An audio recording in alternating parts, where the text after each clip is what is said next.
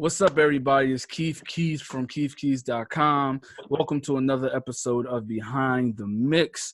And on this episode of Behind the Mix, I have with me someone very known, especially in the gospel industry, someone who has been a game changer, who has been a pioneer on many different levels, who has affected the musician community as a whole in various different ways.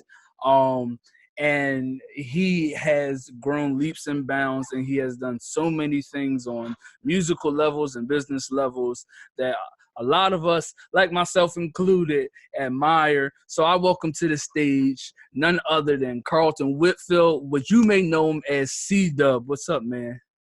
Hey, what's up? What's up? I appreciate that intro, man. I feel like somebody. if I don't do anything else right, I try to know the intro. Okay. What's up? So, real quick, can you tell everybody a little bit about yourself and who you are, kind of in your own words? Yeah. So my name is Carlton Whitfield. I go by Cdub. I'm from Hillsboro, Texas. This is a small town in Hillsboro, Texas, where I grew up at. Of course, I'm a musician, and God has been bringing me into the software development realm for the last, 3 or 4 years. And so now I do apps. I'm a musician, and most of the apps that I do are based around music and church. So, yeah, that's me in a nutshell. I still love playing. I still play. I still love producing music. And the apps that I have, they allow me to still be able to do that. And so that's why I'm just grateful for the opportunity to be here. All right, cool, man. Thanks a lot. So, how did you end up doing music? How did you end up in the music scene, in the music world, doing music in church? Because it's different for every single person. Some of us, at a young age, we were told, you're going to play that piano. And some of us, right, kind of fell in love with it later down in life. So how did you kind of get into music? What was your inspirations? Well, for me, being from a small town and I really wasn't around a lot of musicians, my dad was the biggest inspiration. Seemed like he played everything he could get his hands on. And so he played guitar, he played keys, he played organ. Sometimes every now and then I see him get on the drums, and with him being a pastor of the church and we not having any musicians, I just kind of wanted to help him out and pick it up. And so at an early age, probably around 4 or 5 years old, he would just let me get on the organ, and my brother would be on the drums, and we just kind of started playing like that. And so that's kind of how I started in church. Now, when I got a little bit older, around 12 or 13, around 13 or 14, one of the members of our church, her son started playing guitar, and she decided that she was going to enter us three, me, my brother, and her son, into this audition to be on this concert, open it up for John B. Key. Now, we had never been around professional music ever, and she just entered us into the audition and told us, hey, y'all have an audition next week.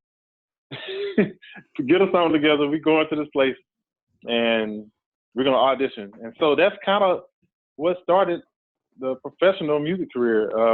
We auditioned and we made it, and we got the part. We was able to open up for John P. Key concert in Dallas, Texas at the Bronco Bowl way back in the day. And so that kind of kicked us off, being able to be around music and professional musicians, and just seeing the music industry. We never really thought of music industry, even though we were in a music ministry. So it's two different things. And so from there, we just was like, okay, I think this is something we want to do. We all felt that way, and so we just kind of pursued it from there. So let me ask this, because there's a lot of musicians who have opened up for somebody or who have been around these well-known artists, and we play concerts with them, or they come to your local city and you supported them in one way or another. Somebody needed you to fill in, so you played with the band, or you're a part of the house band, or whatever the case may be. How did actually, for you being in that position, how did you maximize kind of that opportunity?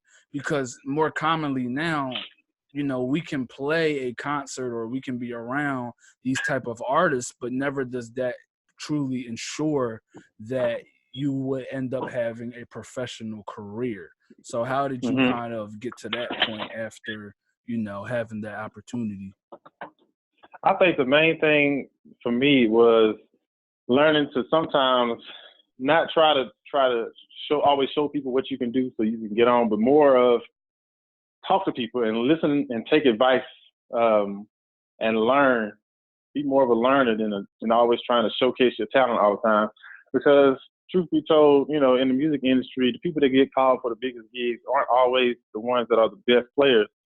And, you know, of course they are good, and there are some of the best players that get called all the time. But more importantly, it's all about your attitude. It's all about your I always tell people all the time when I'm thinking about hiring a band for anything, before I think about how they play, I'm thinking about, do I want to be around this person all day?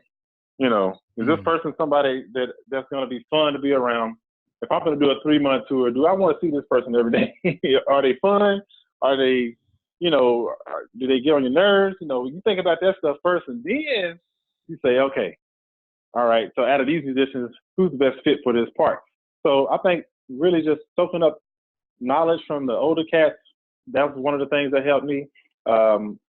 Even being rejected by people that wouldn't show me things, that made me want to try even harder and push even harder, because there were some people that would not show me how to play certain chords.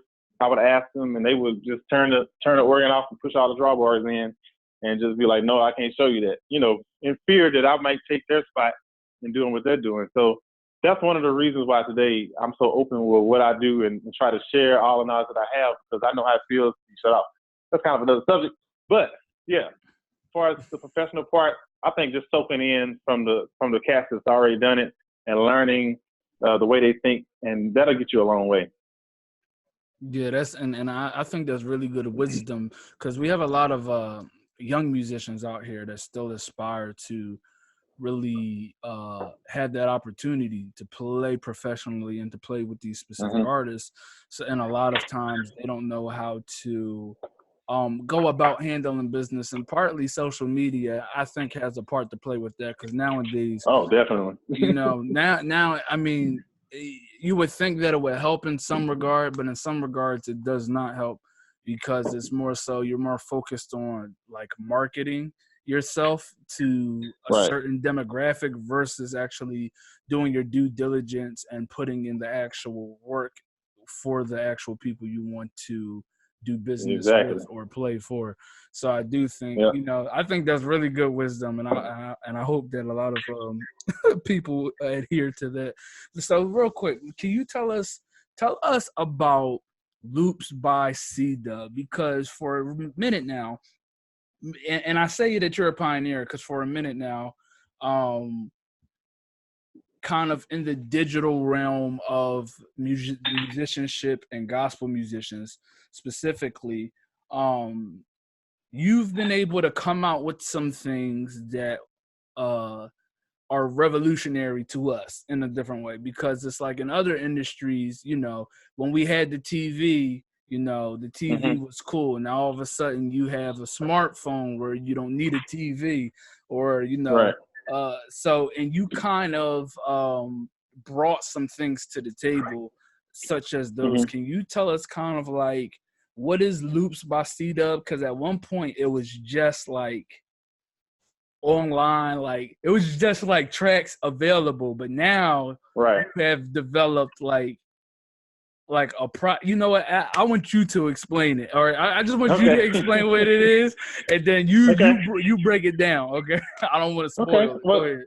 No, you got it right though. Basically it was a website at first, and basically, you know, how it started was I was doing LoopsByCdub is basically drum loops that musicians use to play along with in church. So I was making loops for my church, because our MPC, which is a machine that you can actually make the loops in and play them from, that broke. So I started making them at home and playing them from my laptop computer. And so I had made so many, I was like, well, a lot of musicians can use these because, number one, they're song specific, meaning, you know, there's a loop actually catered to a specific song. So if they're doing this song for this week, they don't have to try to make one or try to figure out a loop that'll work for it. They can just see, oh, that's the loop for this song. So I just, I honestly, I'm not gonna lie, I found me an MP3 player online that could sell MP3s. I took a picture with my phone and I slapped it on the website and just put it on Facebook and said, hey y'all, I got 50 loops here, that y'all might want to use in church for 99 cents each. Y'all can go download them and use them in church. And so I never forget the first Sunday I sold like $5 worth of loops. Man, I was so excited because I was just amazed that somebody actually bought them. And so from there I just kept making them and now we're over 2,000 loops. And we've moved from just a website to actually an app where you can actually download the loops, play the loops, change the tempo, and all of these are categorized by song. So you can find the song that you're going to be doing or the songs for the whole service and put them out on the playlist, and you have loops to go with those songs, and even praise break loops, and anything you can think of, we pretty much have it on there. And so it's just kind of really grown over the last few years. A lot of musicians use it. I remember traveling with Bishop Morton, and almost every church we would go to, somebody knew about it, or they were either using it there. So that's a great thing. And so that's basically, LoopsByCdub. It's just custom drum loops specifically designed for the songs that we sing and play in church every Sunday. So how did it get from how did it get from just being something readily available to the general public to actually being this global thing? I remember you had posted a post and you had mentioned a long time ago, I think an older musician had said something like, you'll never be good, or basically he downplayed you, and you were like, now I'm in like every church in America. I don't know what number you put, but basically that was like, I said, dang, I was like, he really is. Yeah. So how like did you do any like promotion for it? Because I feel like this was like one of those things that just was like wildfire. And after a minute, everybody just started using it and having it. So like, how did it go from just, hey y'all, I got loops. It was like, all right, cool, we got loops. You know what I mean? How did it go? How did it go from that to like this big thing? I think one of the things was me showing people the difference of how the song could sound with the loop and without the loop. A lot of times I would always, record videos from my church, and I would show people like, this is what it sounds with the loop and this is what it sounds without. And I think really sometimes some ideas, when the time has just come for it and it just makes sense, it's like it just makes sense. I mean, if you're a musician, just using drum loops and stems and stuff are becoming the thing now. So it's like, it's the thing to do. If you're not using them, or if you start using them and you stop, you can tell the difference. And if you're not using them, then people are like, well, why you don't have no loops? So I just created a lot of them, and they were available during the time when I guess it kind of started taking off, where everybody started using them. And so I think a lot of the live demonstrations, I think, is the main thing that kind of let people see, oh, okay, yeah, that does sound pretty dope like that. Let me try that at my church, And so one person tells another tells another tells another, and now we are like in literally 6 continents, like we all over.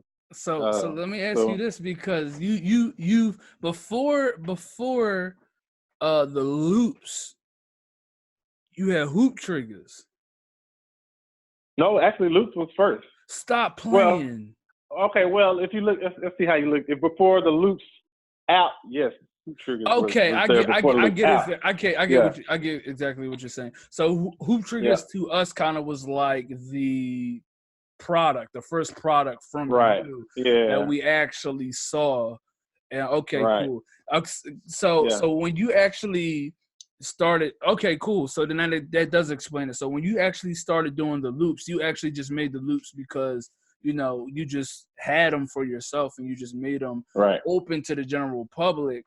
But then you was like, so let's talk about that. So what is the mind shift then from going to be a musician who has these loops available for everybody to actually, all right, yo, I know I was just selling this for 99 cents, but I have to go all in on it.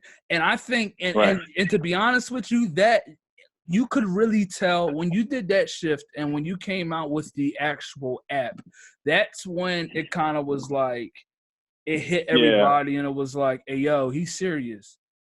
Hey, yo, this is serious for real. Like it was so bad. It was so bad when that happened that a lot of people were even talking about, even, you know how good things come out, especially new things that never happened before. People negative talk it, and because they try to, nobody wants change. Nobody's ready for change. Right. So when that came out, that even started so much commotion because people are just like, you know, they weren't ready for a mobile device. They weren't ready for loops to be that easy.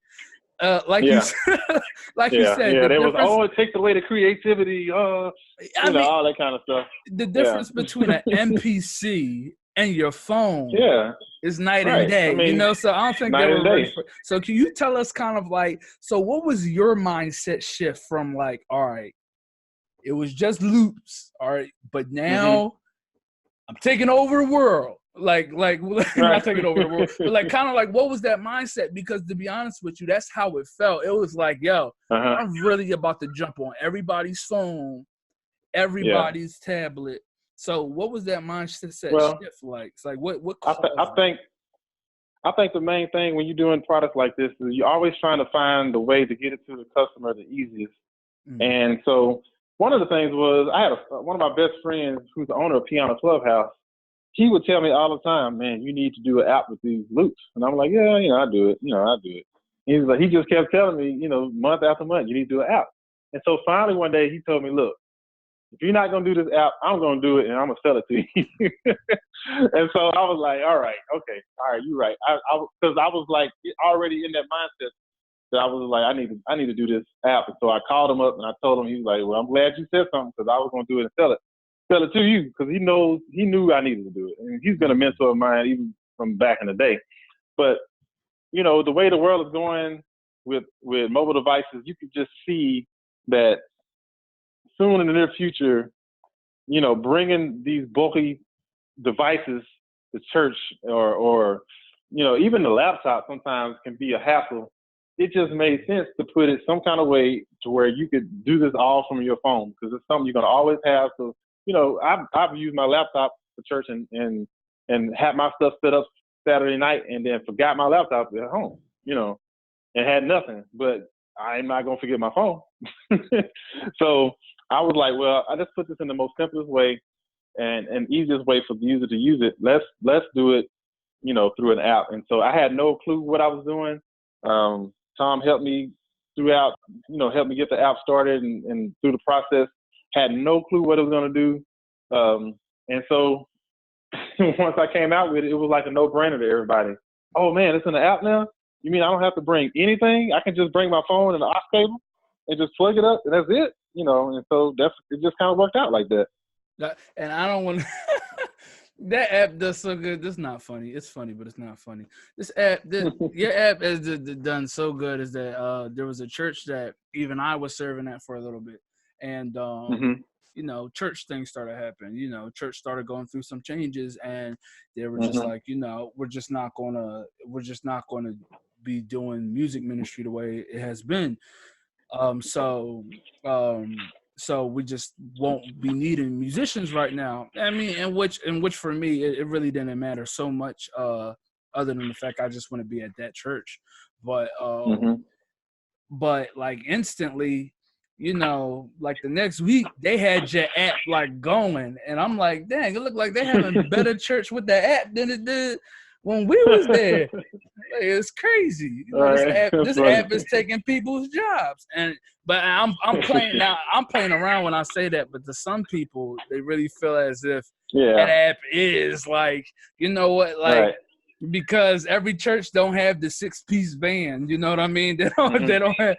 So it's like one tap of the button, it's like you get full drawbars out. You know what I'm saying? Oh yeah, that's what the Whoop Triggerz out. Yeah. Yeah, definitely with the Whoop Triggerz, and then with the loops as well.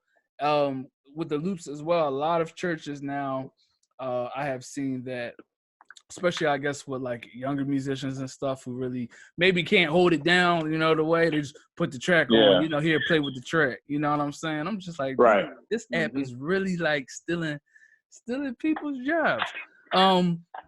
So let's switch gears for a second. Let's talk about life for a second. I've been following you for a very long time, been around, and I've seen a bunch of things. And one thing that was very noticeable to me was the fact that you being such a accomplished musician, playing for who you played for at the church that you played for, and doing so many great things, you decided to stop playing at church. Can you tell me why? Mm-hmm.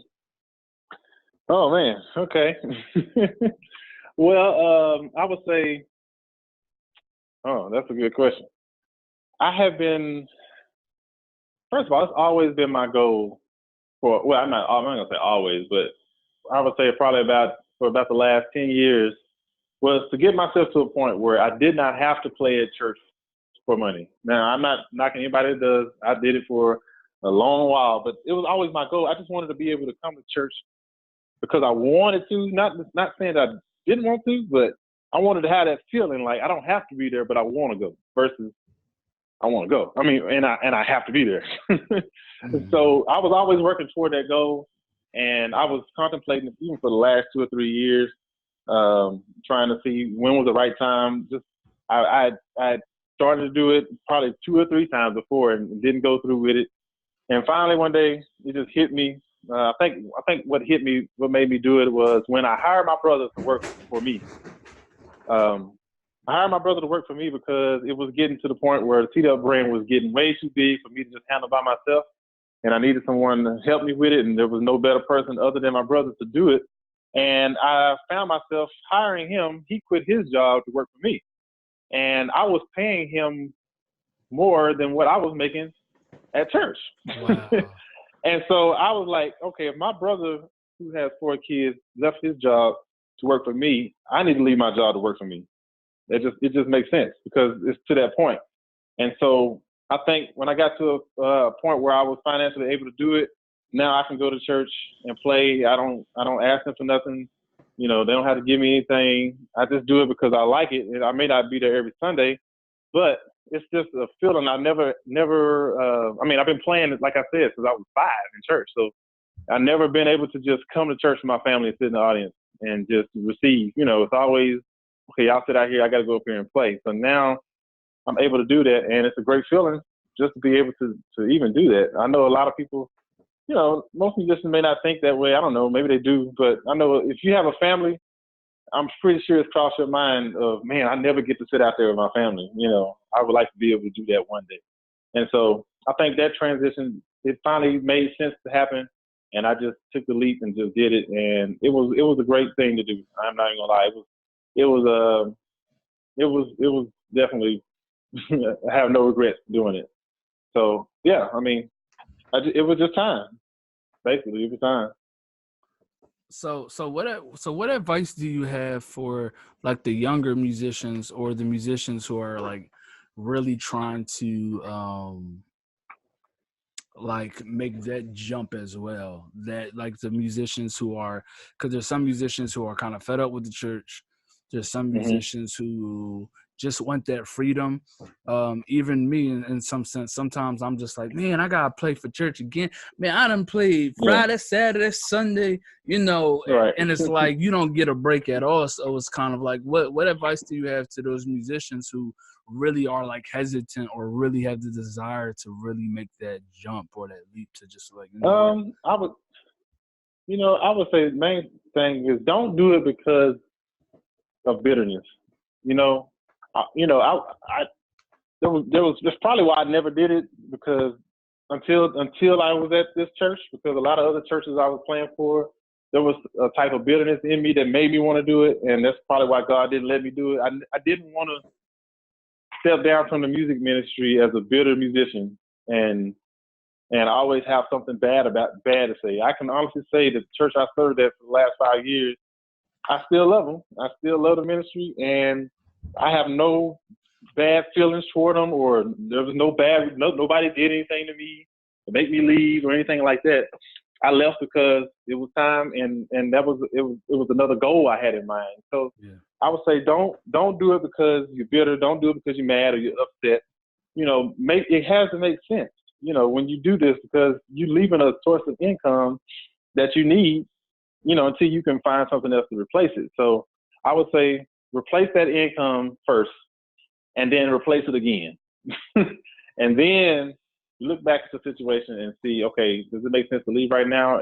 Why am I leaving?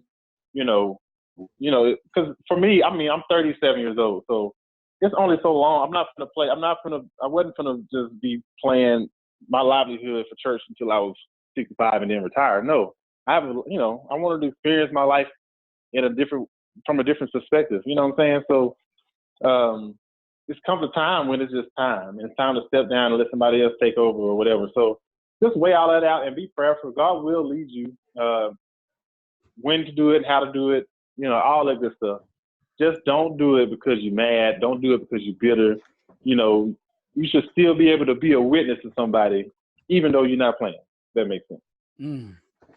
Wow, that was good. So let me ask you this question. You did something really, really, really, really huge lately, and I didn't know until I scrolled on Instagram, and I was just like, what?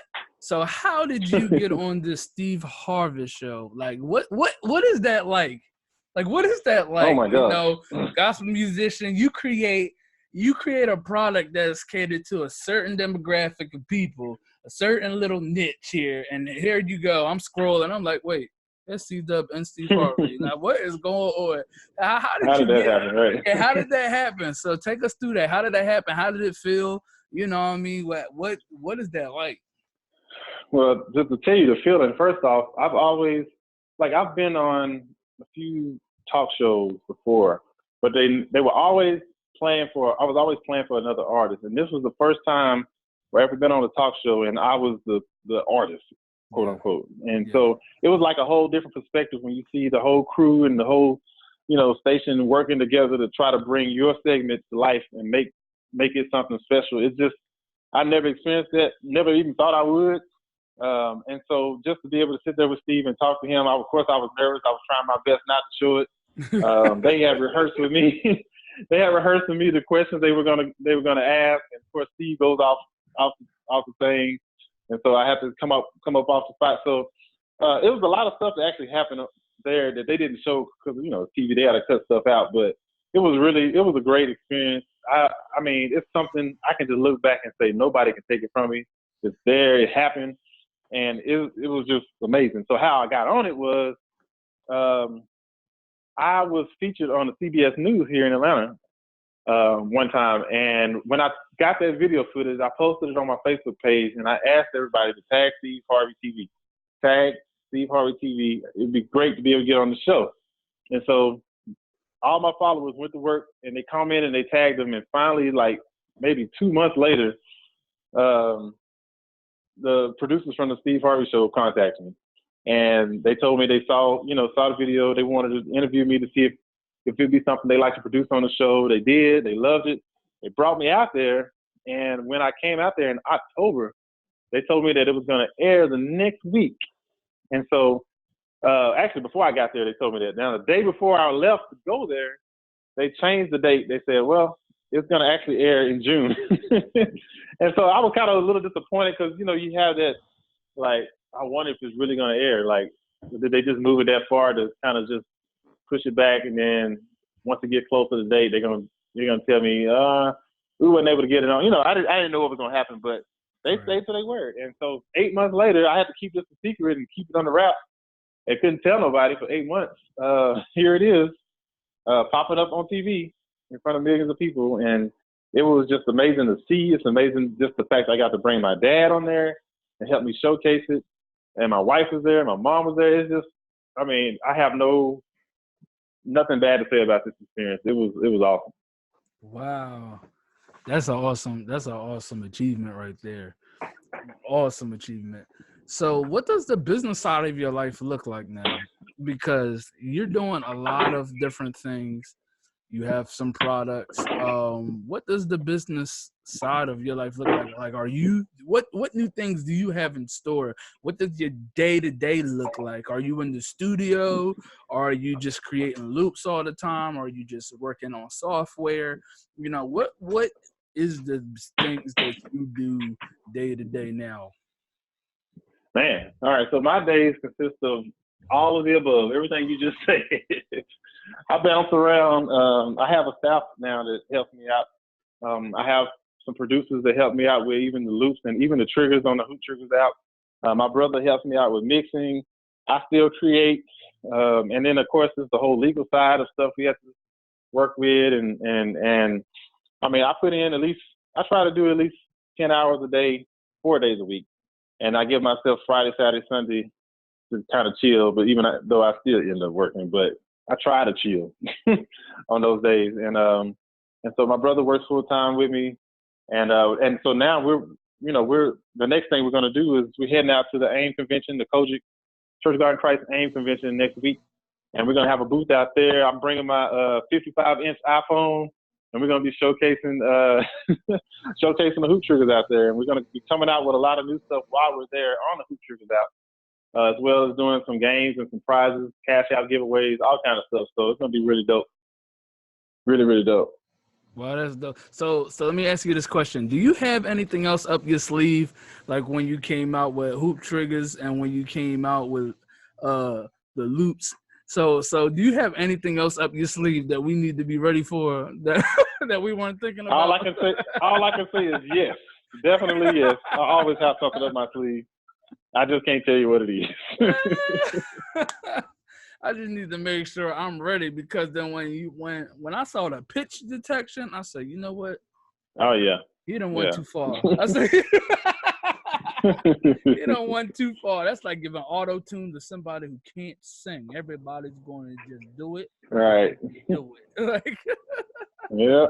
Oh, man. Yes, sir. Well, I'm going to be on the lookout for that. So, man, listen, I appreciate you for jumping on. If people were to go to find you, where would they go?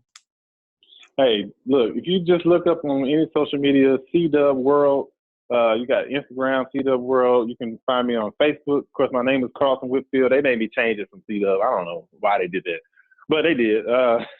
And then, of course, LoopsByCdub.com. And I mean, go check out the apps. Whoop Triggerz Plus is out now, and it's a free 14-day trial. You can try it out for free. There's a lot of great stuff on there.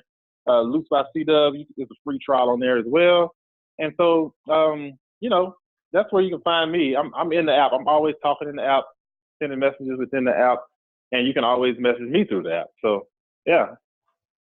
All right, cool. And for everybody else, I'm going to make sure that all of his information is in the description underneath this post, underneath this video, so you all can go reach out to him. Go support him. Go get your loops. Even if you don't use loops, go get the loops. If you don't have the app, go get the app. Go support this man. You want to be in the loop now. See what I did there? You want to be in the loop now before he comes out with more stuff, and you don't want to be the one left behind. So, Carlton, you got any last words for them? Man, I just say, I just want to say to anybody out there that's been trying to do anything, or even you feel like you may have failed and you feel like hope is gone, look, I'm trying to tell you, don't concentrate on what you could have done 5 years ago or 10 years ago. Think about what you can do now that'll make you happy 5 or 10 years from now. That's the main thing you need to do. Hey, man, I can't say nothing else after that. I go by the name of Keyz. Please, if you have not subscribed to the channel, subscribe to the channel. Leave a comment. Let us know what you think about the Loops app. Let us know what loops you are using. Let us know if you went and got the app or not. If you followed Carlton, or if you're not following them. And if you're not following them, you have to explain why you're not following him in the comments below. And I will see everybody else next video. One.